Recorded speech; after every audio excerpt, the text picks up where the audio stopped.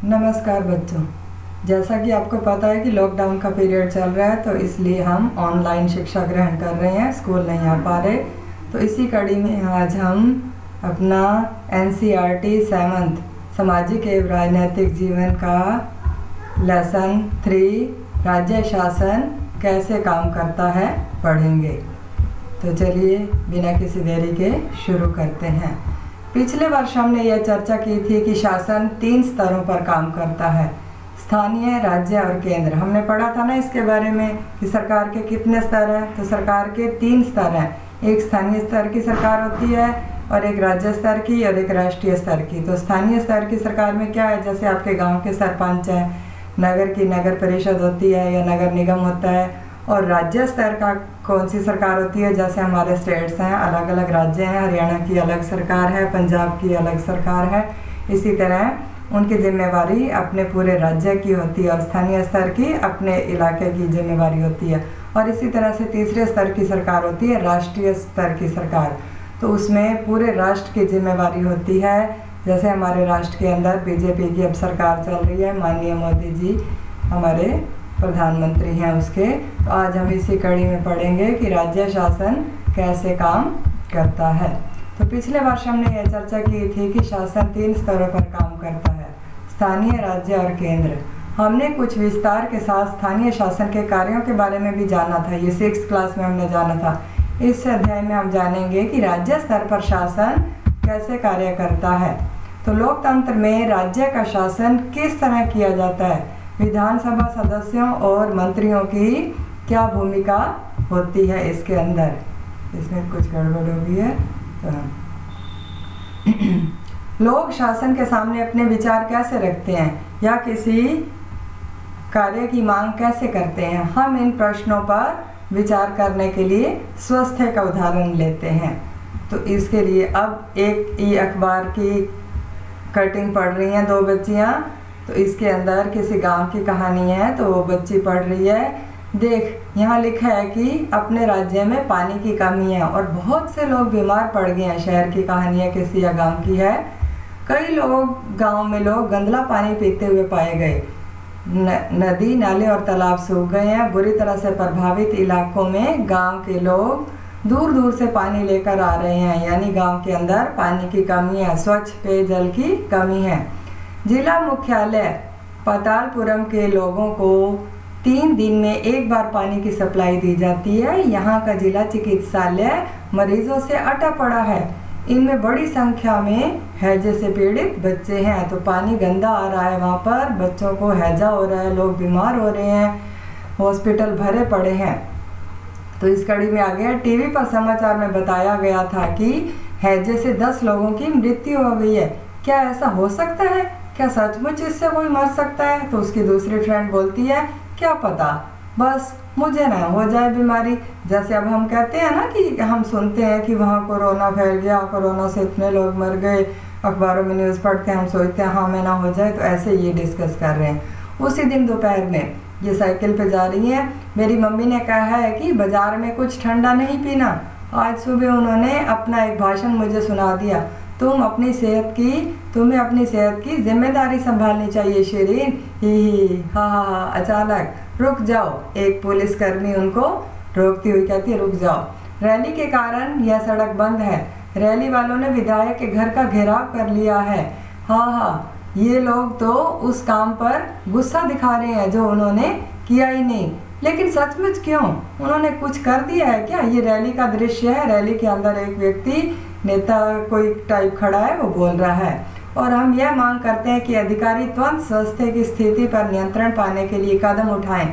हमारे विधायक को इसकी जिम्मेदारी लेनी पड़ेगी। हम कहते हैं ना कि हमने इनको वोट दे के चुना है, तो इनकी जिम्मेवारी है पानी का प्रबंध करें, सफाई का प्रबंध करें। कैसी ऊंची आवाज़ है इनकी, ये कोई नेता वेता होंगे। वो 2 लड़कियां स्कूल से आ रही हैं, तो वो रैली देखकर बोल रही हैं, इन्हें मैंने टीवी पर देखा है, ये विरोधी दल के हैं। अब विरोधी दल कौन होता है? जो पार्टी जिनकी सत्ता होती है, जो सत्तारूढ़ दल सरकार बनाता है और जो सरकार नहीं बना पाते, उसके बाद जो विपक्षी दल के नेता बचते हैं वो विरोधी दल के होते हैं, जो चुनाव में जीत कर आए होते हैं। विधायक कौन होता है, अब हम इस पर चर्चा करेंगे। उपरोक्त भाग में आपने पातालपुरम की कुछ घटनाओं के बारे में पढ़ा। आप शायद जिलाधीश, चिकित्सा अधिकारी जैसे अधिकारियों के नामों से तो परिचित होंगे, परंतु क्या आपने विधायक और विधानसभा के बारे में सुना है? क्या आपके क्षेत्र के विधायक यानी एमएलए से परिचित हैं? क्या आपको पता है किस पार्टी के हैं? ये आपने पता लगाना है कि आपके यहाँ जो विधायक हैं वो किस पार्टी के हैं। कल मैं आपसे पूछूंगी आपका जो गांव है वो किस इलाके में आता है और कौन, और वहाँ पर किस पार्टी के विधायक हैं। तो विधानसभा के सदस्य को विधायक MLA कहा जाता है, member of legislative assembly. MLA member of legislative assembly का संक्षिप्त रूप है। MLA का चुनाव जनता द्वारा किया जाता है, फिर वे लेजिस्लेटिव असेंबली के मेंबर यानी विधानसभा के सदस्य बन जाते हैं और सरकार बनाते हैं। इस प्रकार से हम कह सकते हैं कि विधायक जनता का प्रतिनिधित्व करते हैं। नीचे दिए गए उदाहरण से यह बात और स्पष्ट हो जाती है। अब देखिए, आपके जब लोकसभा के चुनाव होते हैं वो एक अलग मुद्दा होता है, उसमें सांसद चुने जाते हैं, MP चुने जाते हैं। MLA जब जो का चुनाव किया जाता है, जब हमारी राज्य विधानसभा के लिए चुनाव होते हैं तब MLA का चुनाव किया जाता है। हमारे एरिया से, हमारे हरियाणा के अंदर 90 MLA चुने जाते हैं। विधानसभा के सदस्यों की संख्या कितनी है? 90। तो हर इलाके को बांट दिया जाता है कि इस एरिया, यहाँ तक इसका एरिया आएगा, उसके बाद यहाँ अलग आएगा, तो हर क्षेत्र बांट दिया जाता है। तब पातालपुरम में क्या हो रहा है? वहाँ पे एक रैली हो रही है, वहाँ पे पानी की समस्या है, हैजे से बहुत लोग बीमार हो रहे हैं। यह समस्या इतनी गंभीर क्यों है? गंभीर तो है ही, अगर पेयजल नहीं मिलेगा, स्वास्थ्य सेवाएं नहीं होंगी तो समस्या गंभीर होगी। आपके विचार से उपयुक्त स्थिति में क्या कदम उठाए जा सकते हैं या क्या किया जा सकता है, और आपके अनुसार किसे यह कार्य करना चाहिए? आप इस बारे में क्या सोचते हैं? तो आपको सोचना है ऐसी स्थिति में सरकार को क्या करना चाहिए, कौन इसके बारे में कदम उठाएगा, जनता को किसके पास जाना चाहिए, क्या ये रैली करना उचित था? अब है MLA का चुनाव। ये हमने पढ़ लिया कि वो जो MLA चुन के जाते हैं वो अपने विधायक जनता का प्रतिनिधित्व करते हैं। हम कहते हैं ना कि हमने आपको वोट दिया था, आप हमारे लिए कुछ कीजिए। अब इसमें है अपने शिक्षक के साथ शब्दावलियों पर चर्चा कीजिए। आम सभा क्या होती है? जो लोगों की सभा होती है, जो वयस्क नागरिकों की एक सभा को आम सभा कहते हैं, हम पहले पढ़ चुके हैं। भारत के राज्य, तो भारत के राज्य हैं हमारे कितने? 28 राज्य हैं। निर्वाचन क्षेत्र क्या होता है? एक निश्चित क्षेत्र होता है निर्वाचन का, कि ये रतिया के अंदर आती है, ये सिरसा के अंदर आता है, ये हिसार के अंदर आता है, तो अलग अलग निर्वाचन क्षेत्र होते हैं। और बहुमत क्या होता है? जिनको ज़्यादा मत मिले होते हैं वो बहुमत होता है। सत्तारूढ़ दल जो सत्ता पर बैठा है, उस समय जिस दल की सरकार बनी है वो सत्तारूढ़ दल होता है। विरोधी दल कौन होता है? जो पार्टी अपनी सरकार नहीं बना पाती और विपक्ष में बैठती है उसे हम विरोधी दल कहते हैं। क्या आपके राज्य के संदर्भ में इनके उदाहरण दे सकते हैं? बहुमत, सत्तारूढ़ दल और विरोधी दल, क्या आप दे सकते हैं इस पे? कौन सी दल को सबसे ज़्यादा बहुमत मिले थे और उसके बाद कौन सी जो है दल विरोधी दल था? हाँ जी, अब आगे इधर हम चलते हैं। भारत के हर राज्य में एक विधानसभा है। हर राज्य कई निर्वाचन क्षेत्रों में बटा हुआ है।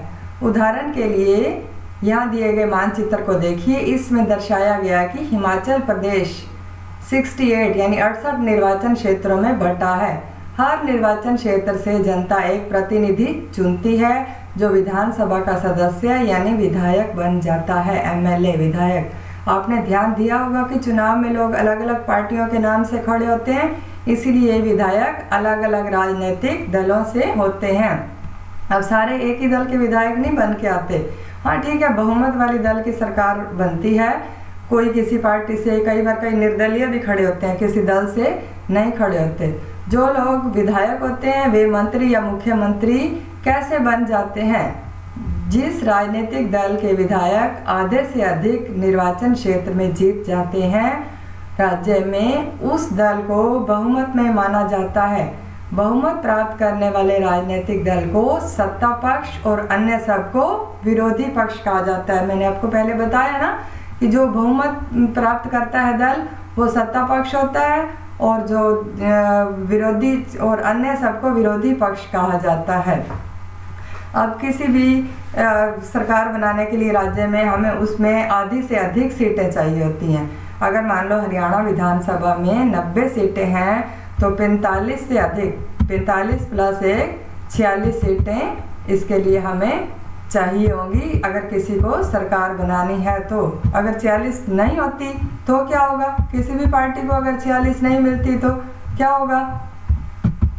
तो कई बार ऐसा होता है कि नहीं मिलती तो गठबंधन की सरकार भी बनानी पड़ती है। कुछ निर्दलीय उम्मीदवार होते हैं, कुछ ऐसी पार्टियां होती हैं जहां पर जिनको थोड़े थोड़े सीटें मिली होती हैं तो मिलाकर वो सरकार बना लेते हैं। तो ये हिमाचल प्रदेश का दे रखा है, जामनी रंग से दिखाया गया। ऊपर दिए गए नक्शे में हिमाचल प्रदेश को जो है जामनी रंग से दिखाया गया है। तो यहाँ दे रखा है। अब इस पुस्तक के पृष्ठ 111 पर दिए गए भारत के नक्शे में पेंसिल से इसकी आकृति बनाइए। आप जिस राज्य में रहते हो उसकी और हिमाचल प्रदेश राज्य की आकृति को हमने बनाना है। इसके नीचे हमारे हरियाणा का भी है ना नक्शा, इधर पंजाब, उत्तर प्रदेश। अब ये हिमाचल प्रदेश के नतीजे दे रखे हैं 2017 में हुए विधानसभा चुनाव के परिणाम।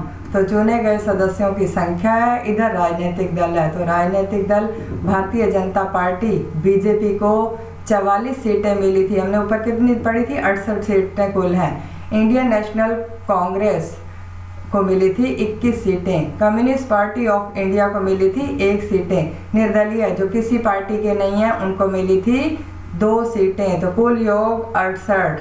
तो सबसे ज़्यादा किसको मिली? भारतीय जनता पार्टी को। पूरा बहुमत मिल गया ना, इनको किसी की सहायता लेने की ज़रूरत नहीं पड़ी गठबंधन की सरकार बनाने की, तो इनकी सरकार बन गई। विभिन्न राजनीतिक दलों के उम्मीदवारों ने 2017 में विधानसभा चुनाव जीता और वो विधायक बन गए। विधानसभा में कुल विधायकों की संख्या 68 है, इसलिए बहुमत प्राप्त करने के लिए किसी भी राजनीतिक दल को 34 से अधिक विधायकों की आवश्यकता होगी। भारतीय जनता पार्टी के 44 विधायक होने के कारण उन्हें बहुमत मिल गया और वे सत्ताधारी दल बन गए। अन्य सब विधायक विरोधी दल के सदस्य बन गए। इस उदाहरण में इंडियन नेशनल कांग्रेस मुख्य विरोधी दल बनी, जिसे हम कांग्रेस कहते हैं, वो मुख्य विरोधी दल बनी क्योंकि भारतीय जनता पार्टी के बाद सर्वाधिक विधायक उसी के थे। विरोधी पक्ष में भी कुछ अन्य पार्टियां भी थी और कुछ निर्दलीय उम्मीदवार भी थे जो चुनाव जीतकर आए थे। अपने प्रदेश के बारे में भी वैसे आंकड़े पता कीजिए जैसे आपने हिमाचल प्रदेश की तालिका में देखे हैं, उन्हें एक तालिका के रूप में दर्शाइए। जैसे आपने ये देखा ना, तो इसी तरह से आपने अपने हरियाणा के भी वैसे आंकड़े इकट्ठे करने। अपने पिताजी से पूछो, नेट से पता करो, नहीं तो फिर हम डिस्कस करेंगे। पहले आप पता लगाओ। राज्य का प्रमुख राज्यपाल कहलाता है। राज्य का प्रमुख कौन होता है? राज्यपाल कहलाता है। उसकी नियुक्ति केंद्र सरकार द्वारा यह सुनिश्चित करने के लिए की जाती है कि राज्य सरकार संविधान के नियमों अधिनियमों के अनुसार अपना कामकाज चलाएगा। अपने राज्य के राज्यपाल का नाम पता कीजिए। तो ये आपने अपने राज्य के राज्यपाल का नाम भी लिखना है कॉपी के अंदर और याद करना है इसको। कई बार सत्ताधारी दल किसी एक पार्टी का न होकर कई पार्टियों से मिलकर बनता है। इसे गठबंधन सरकार कहते हैं। अपने शिक्षक से इस विषय पर चर्चा कीजिए। तो ये हम पहले ही कर लिए चर्चा। अगर किसी को स्पष्ट बहुमत नहीं मिलता तो क्या होता है? गठबंधन की सरकार बनानी पड़ती है। अब हम इधर आएंगे मेन लेसन की तरफ। चुनाव के बाद सत्ताधारी दल के विधायक अपने नेता का चुनाव करते हैं जो मुख्यमंत्री बनता है। मुख्यमंत्री कौन होता है? प्रश्न ये बनता है कि मुख्यमंत्री किसे बनाया जाता है? तो बहुमत दल के नेता को मुख्यमंत्री बनाया जाता है। जिस दल को बहुमत मिला होता है उस दल का जो नेता होता है उसे मुख्यमंत्री बनाया जाता है। इस उदाहरण में भारतीय जनता पार्टी के विधायकों ने श्री जयराम ठाकुर को अपना नेता चुना और वो मुख्यमंत्री बन गए। इसके बाद मुख्यमंत्री मंत्रियों का चयन करता है। चुनाव के बाद राज्य का राज्यपाल मुख्यमंत्री और अन्य मंत्रियों की नियुक्ति करता है। तो अन्य मंत्रियों की नियुक्ति कौन करता है? कौन करता है? चुनाव के बाद राज्य का राज्यपाल मुख्यमंत्री और अन्य मंत्रियों की नियुक्ति करता है। मुख्यमंत्री तथा अन्य मंत्रियों का यह दायित्व है कि वे शासन के विभिन्न विभागों और मंत्रालयों को चलाएं। उनके अलग अलग कार्यालय होते हैं। विधानसभा ऐसा स्थान होता है जहाँ सभी विधायक, चाहे वे सत्ताधारी दल के हों अथवा विरोधी दल के, विभिन्न विषयों पर चर्चा करने के लिए एकत्रित होते हैं। इस तरह कुछ विधायकों की दोहरी जिम्मेदारी हो जाती है, एक विधायक के रूप में, दूसरा मंत्री के रूप में। इसके बारे में हम आगे पढ़ेंगे। कुछ ऐसे विधायक होते हैं जिन्हें मंत्री बनाया जाता है, जैसे स्वास्थ्य मंत्री होता है और शिक्षा मंत्री होता है। जैसे अब हमारे शिक्षा मंत्री कौन है? कौन है हमारे शिक्षा मंत्री, पता है? श्री कंवरपाल जी गुर्जर हैं, हमारे शिक्षा मंत्री हैं। और हमारे स्वास्थ्य मंत्री कौन है? कौन है स्वास्थ्य मंत्री हरियाणा के? हरियाणा के स्वास्थ्य मंत्री हैं श्री अनिल विज जी। तो अब हम विधानसभा में जो है बहस कैसे होती है ये हम देखते हैं। आफरीन सुजाता और उसके विद्यालय के कई अन्य विद्यार्थियों ने विधानसभा देखने के लिए एक राजधानी की यात्रा की। विधानसभा एक अत्यंत भव्य तथा प्रभावशाली भवन में स्थित थी। बच्चे बहुत उत्सुक थे। सुरक्षा जांच के बाद उन्हें ऊपर ले जाया गया। ऊपर एक दर्शक दीर्घ थी जहां से वे नीचे के विशाल हॉल को देख सकते थे। हॉल में डेस्कों की अनेक कतारें लगी थी। यह विधानसभा उन दिनों की किसी तत्कालीन समस्या पर बहस करने वाली थी।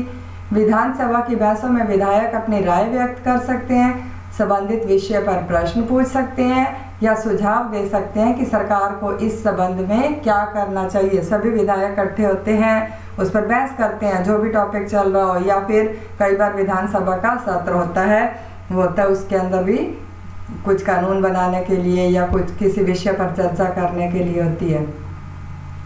सदस्य इस विषय पर जो भी प्रतिक्रिया व्यक्त करना चाहें कर सकते हैं। इसके बाद मंत्री जी प्रश्नों के उत्तर देते हैं और सदन को आश्वस्त करते हैं कि वे जरूरी कदम उठाए जा रहे हैं। मुख्यमंत्री तथा अन्य मंत्रियों को निर्णय लेने होते हैं और सरकार चलानी होती है। प्राय हम उन निर्णयों के बारे में सुनते हैं या समाचार चैनलों अथवा समाचार पत्रों में उन्हें देखते या पढ़ते हैं। हालांकि जो भी निर्णय लिए जाते हैं उन्हें विधानसभा के सदस्यों द्वारा अनुमोदित किया जाना होता है।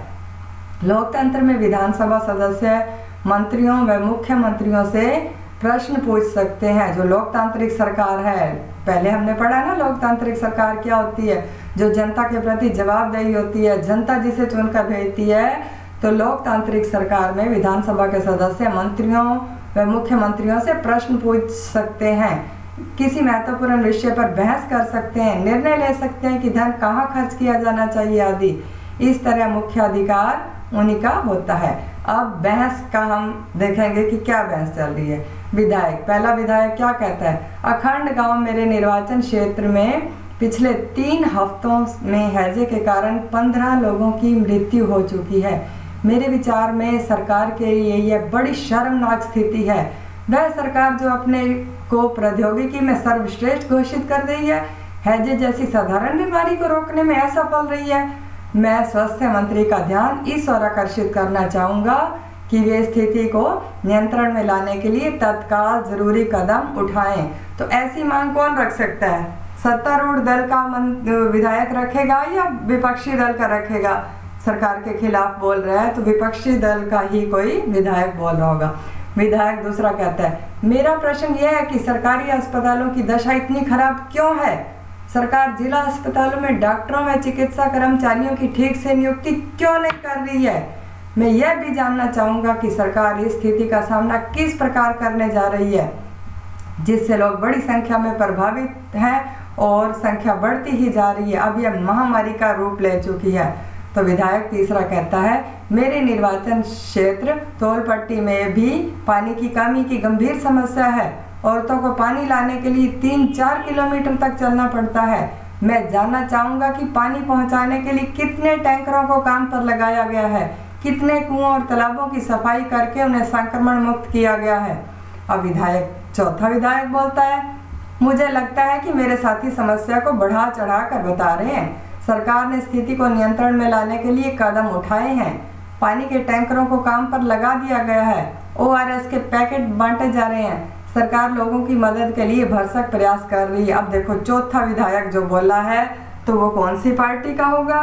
कौन सी पार्टी का होगा जो सरकार के पक्ष में बोल रहा है?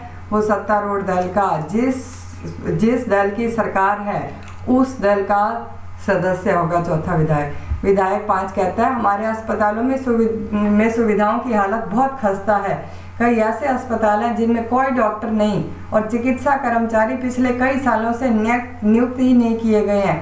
दूसरे अस्पतालों में डॉक्टर लंबी छुट्टी पर चले गए हैं। यह शर्मनाक स्थिति है। मेरे ख्याल से हालात बद से बदतर होते जा रहे हैं। हम ये कैसे सुनिश्चित करने वाले हैं कि प्रभावित क्षेत्रों में सब परिवारों तक ORS के पैकेट पहुंच जाएंगे। अब 5वां विधायक है, ये भी विपक्षी दल का है। अब देखो इसमें आया क्या, अब दिए गए इस चित्र में आप सत्ता पक्ष और विरोधी पक्ष के विधायकों को पहचान सकते हैं। सत्ता पक्ष के विधायकों को एक रंग से रंगे और विरोधी पक्ष के विधायकों को दूसरे रंग से रंगे। आपने रंगना है इसके अंदर। विधायक 6 कहता है विरोधी पक्ष के सदस्य बिना वजह ही सरकार पर दोषारोपण कर रहे हैं। पिछली सरकार ने साफ सफाई पर कोई ध्यान नहीं दिया था। अब हमने कई वर्षों से चारों तरफ फैलाए कूड़े को साफ करने का अभियान शुरू किया है। ये देखो संसद का एक दृश्य इसमें दिखाया गया है। विधायक खड़े होकर बोल रहे हैं। देखो एक इसके अंदर है 1 2 3 4, उसके बाद 5 6। ये आपको बोलने के अंदाज से आप ऊपर देखिए कि पहला विधायक क्या बोला था, दूसरा क्या बोला था, तीसरा क्या, चौथा क्या, 5वां क्या। तो उस हिसाब से आपने रंगना है। जो सरकार के खिलाफ बोल रहा था वो विपक्षी दल का था और जो सरकार के पक्ष में बोल रहा था वो सत्ता पक्ष का था। उक्त भाग में आपने विधानसभा में चल रही एक बहस के बारे में पढ़ा। सदस्य सरकार द्वारा की गई या न की गई कार्यवाही पर बहस कर रहे थे। ऐसा इसलिए है क्योंकि विधायक सामूहिक रूप से सरकार के काम के लिए उत्तरदायी होते हैं। सामान्य भाषा में सरकार शब्द से तात्पर्य शासन के विभिन्न विभागों और मंत्रियों से होता है जो उनके प्रभारी हैं। इन सब का सामूहिक प्रमुख मुख्यमंत्री होता है। सही मायने में तो यही सरकार का कार्यकारी हिस्सा यानी कार्यपालिका कहलाता है। तो इनका मुखिया कौन होता है? मुख्यमंत्री होता है। दूसरी तरफ सारे विधायक जो विधानसभा में एकत्र होते हैं विधायिका कहलाते हैं। विधायिका के रूप में वे सरकार के कार्यकारी हिस्से को काम करने का अधिकार देते हैं और फिर उसे काम की जांच भी करते हैं। जैसा कि आपने पाठ के प्रारंभ में देखा, इन्हीं में से कार्यपालिका का प्रमुख या मुख्यमंत्री बनाया जाता है। जो विधायक सोचते थे कि सरकार स्थिति को गंभीरता से नहीं ले रही है, वे मुख्य रूप से क्या क्या तर्क दे रहे थे? अभी पढ़ा ना हमने, क्या तर्क दे रहे थे कि कोई व्यवस्था नहीं है, बीमार हो रहे हैं लोग। यदि आप स्वास्थ्य मंत्री होते तो उपयुक्त चर्चा का उत्तर किस प्रकार देते? तो आपको बताना है कि आप होते तो क्या करते, इसका उत्तर कैसे देते। आप भी बनोगे ना बड़े होके, क्या बनोगे ये भी बताना है। आपके विचार से क्या उपयुक्त बहस कुछ हदों में उपयोगी रही? कैसे चर्चा कीजिए। बिल्कुल, अगर उस पर कोई जवाबदेही नहीं होगी, कोई प्रश्न ही नहीं पूछेगा तो सरकार को इस पर कदम लेने में देरी कर देती है। अगर ऐसे पूछा जाते हैं सवाल तो सरकार की कार्यप्रणाली सही चलती है। व्याख्या कीजिए कि सरकार की कार्यप्रणाली में एक सामान्य विधायक और उस विधायक जो मंत्री भी है क्या अंतर है? एक सामान्य विधायक है और मंत्री है तो उनमें बहुत अंतर होगा। मंत्रियों को तो सारे काम काज करने होते हैं, पूरी जवाबदेही होती है। अब शासन की कार्यप्रणाली कैसे चलती है? केवल विधानसभा में ही सरकार के काम के बारे में टीका टिप्पणी और सरकार से कार्रवाई करने की मांग नहीं की जाती। आप नियमित रूप से अखबारों, टीवी चैनलों और अन्य संगठनों को सरकार के बारे में बातें करते देखते हैं। लोकतंत्र में अनेक माध्यमों द्वारा लोग अपने विचार व्यक्त करते हैं और कार्रवाई करते हैं। इस तरह का एक तरीका देखिए क्या होता है। सिर्फ वहीं बहस नहीं होती है, अखबार के अंदर भी बहुत कुछ, टीवी के अंदर भी बहुत कुछ, अगर कोई कमियां हैं तो वो आती हैं।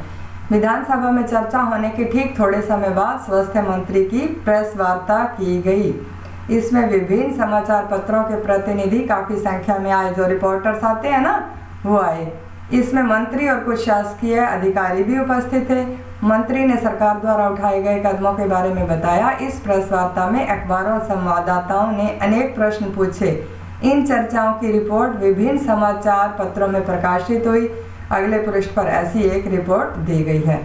अगले सप्ताह मुख्यमंत्री और स्वास्थ्य मंत्री पातालपुरम जिले के दौरे पर गए। उन्होंने उन परिवारों से भेंट की जिनके रिश्तेदारों की मृत्यु हो गई थी।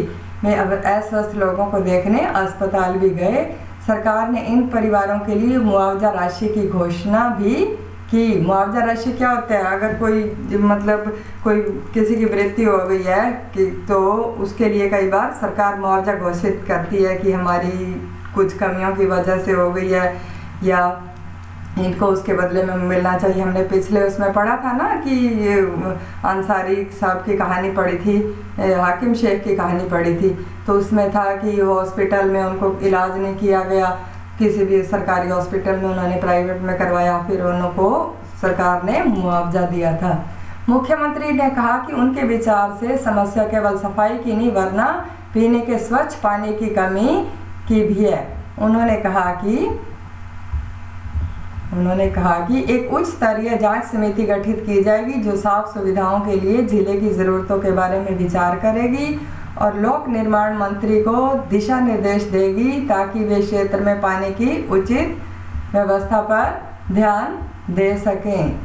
अब सरकार ने कचरे की सुध ली, मुख्यमंत्री ने किया धनराशि का वादा। पिछले कुछ सप्ताह में राज्य में कुछ जिलों में अनेक लोग मौत का शिकार हो चुके हैं। इस बात पर तीव्र प्रतिक्रिया हुई है। सरकार ने स्थिति का गंभीरतापूर्ण नहीं लिया है। आज हुई प्रेस वार्ता में स्वास्थ्य मंत्री ने बताया कि उनकी सरकार ने सभी जिलाधीशों तथा मुख्य चिकित्सा अधिकारियों को आवश्यक कदम उठाने हेतु दिशा निर्देश दिए हैं।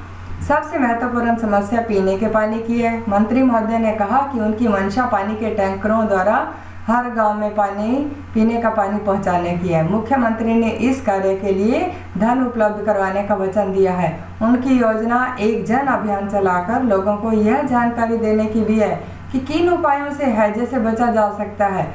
जब एक पत्रकार ने उनसे पूछा कि महीनों से जमा कचरा को जल्दी हटाने के लिए क्या किया जा रहा है, तो उन्होंने कहा कि वे इस बारे में देखेंगे। ये अखबार के अंदर जब सुर्खियां आ जाती हैं तो ऐसे आती हैं। तो हैजे को नियंत्रण में लाने के लिए सरकार द्वारा किए गए 2 उपाय लिखिए। तो क्या उपाय हो सकते हैं? एक तो सफाई का प्रबंध करवाया गया, एक स्वच्छ पानी का प्रबंध। प्रेस वार्ता का क्या उद्देश्य है? प्रेस वार्ता आपको सरकार द्वारा किए जा रहे कार्यों के बारे में जानकारी प्राप्त करने में किस प्रकार सहायक है। देखो, अब हम विधायकों की बहस तो हम सुन नहीं सकते। प्रेस वार्ता होती है जो उसमें हम सुन लेते हैं कि वो अखबारों के अंदर वही बात अगले दिन आ जाती है, टीवी के अंदर आ जाती है। जैसा कि आपने ऊपर देखा, जो लोग सत्ता पक्ष में हैं जैसे मुख्यमंत्री, स्वास्थ्य मंत्री, उन्हें समस्याओं पर कार्रवाई करनी होती है। वह यह कार्य विभिन्न विभागों द्वारा करवाते हैं जैसे लोक निर्माण विभाग, कृषि विभाग, स्वास्थ्य विभाग, शिक्षा विभाग आदि। उन्हें विधानसभा में उठाए गए प्रश्नों का उत्तर देना होता है। सरकार खुद तो करती नहीं है आके ये काम, सरकार का तो आदेश होता है, सरकार ने करवाना होता है, कानून बना सकती है। तो ये सब कौन करते हैं?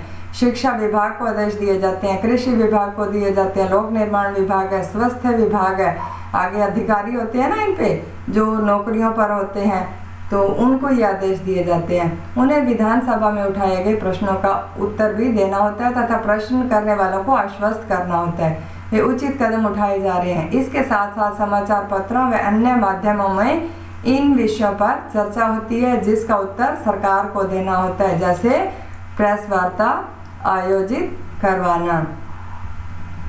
सरकार सफाई और स्वास्थ्य सेवाओं के लिए नए कानून बनाने का निर्णय ले सकती है। उदाहरण के लिए वह कानून बनाकर हर नगर निगम के लिए यह अनिवार्य कर सकती है कि शहरी क्षेत्रों में पर्याप्त शौचालय की व्यवस्था हो। यह भी सुनिश्चित किया जा सकता है कि हर ग्राम में एक स्वास्थ्य कर्मी की नियुक्ति हो। किसी विषय पर कानून बनाने का यह कार्य प्रत्येक राज्य की विधानसभा द्वारा किया जाता है। इसके पश्चात विभिन्न शासकीय विभाग इस कानूनों को क्रियान्वयन करते हैं और पूरे देश के लिए कानून संसद में बनाए जाते हैं। तो पूरे देश के लिए कानून वो बनते हैं, वो संसद में बनते हैं। ये राज्य के कानूनों के बारे में हम पढ़ रहे हैं, संसद के बारे में आप अगले वर्ष पढ़ेंगे। तो लोकतंत्र में विधायकों एमएलए के रूप में जनता अपने प्रतिनिधि चुनती है और इस तरह शासन मुख्यतः जनता का होता है। फिर सत्ता पक्ष के सदस्य सरकार बनाते हैं और कुछ सदस्यों को मंत्री बनाया जाता है। ये मंत्री सरकार के विभिन्न विभागों के प्रभारी होते हैं। जैसे ऊपर दिए गए उदाहरण में स्वास्थ्य विभाग द्वारा इन विभागों को जो कार्य किया जाता है उसे विधायिका द्वारा अनुमोदित या स्वीकृत किया जाता है। ये सारे जो लास्ट पैरा है पूरे लेसन का, आपके पूरे पार्ट का इसमें सार दे रखा है कि क्या होता है।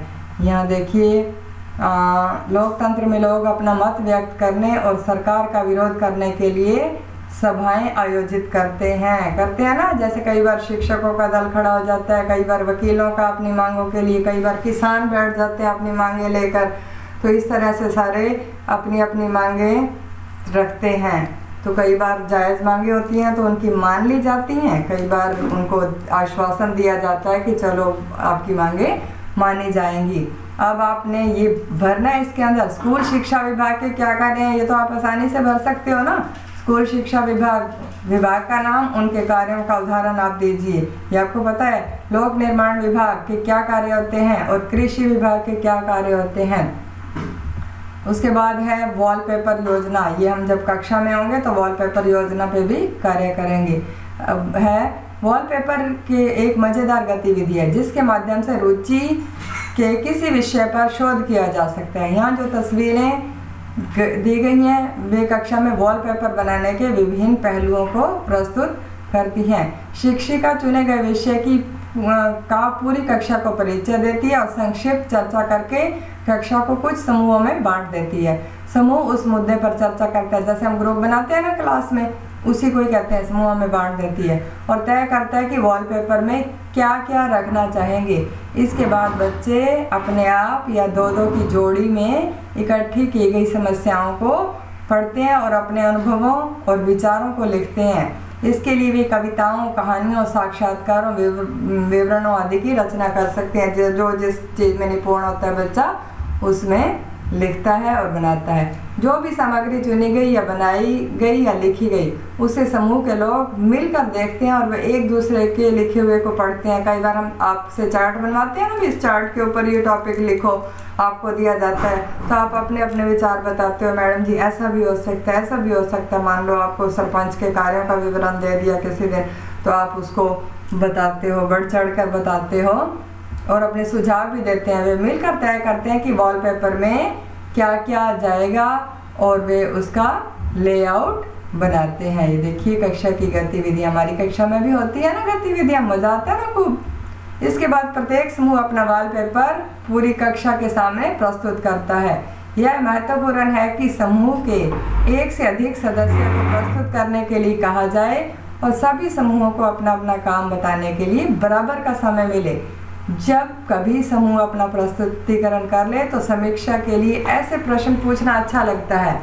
अपने आप वे और क्या क्या कर सकते थे, क्या करने से उनके काम को ज़्यादा व्यवस्थित हो जाता, लेखन और प्रस्तुतिकरण में सुधार के लिए और क्या किया जा सकता था।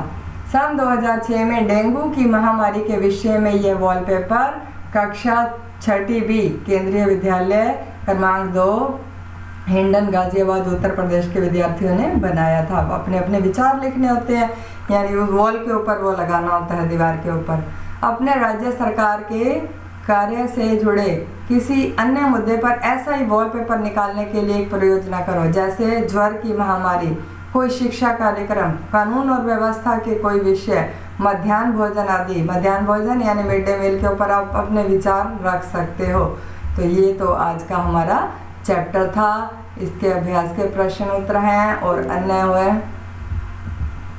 तो हमारा पाठ यहीं ख़त्म होता है।